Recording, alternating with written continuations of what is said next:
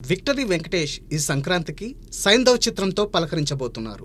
Pan India స్థాయిలో release కానున్న ఈ సినిమాలో వెంకీ ఇంతవరకు చేయని పాత్రలో సందడి చేయనున్నారు.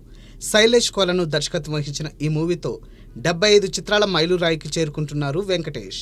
కాగా వెంకీకి సైంధవ్ ల్యాండ్ మార్క్ మూవీ కావడంతో ఇటీవల ఓ భారీ వేడుక నిర్వహించిన సంగతి తెలిసిందే. ఈ ఈవెంట్లో మెగాస్టార్ చిరంజీవి ముఖ్య అతిథిగా హాజరయ్యారు.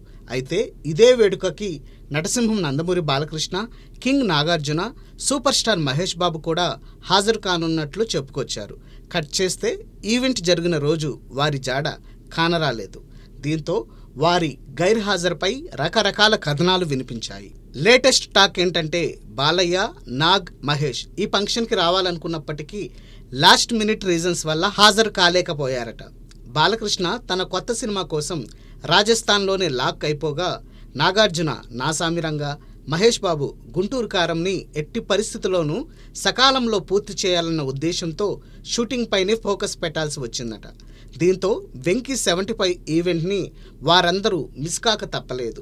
వీరే కాదు, మరికొంతమంది సీనియర్ హీరోలు, హీరోయిన్స్ ముందుగా ప్లాన్ చేసుకున్న vacations, personal trips, work commitments కారణంగా అటెండ్ కాలేకపోయారు.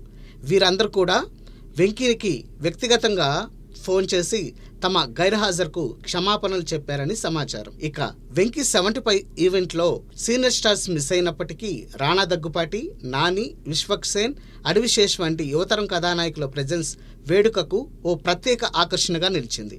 ఏదేమైనా వెంకీ 75 వేడుక పలు రకాల కారణాలతో వార్తల్లో నిలిచిందన్నది స్పష్టం.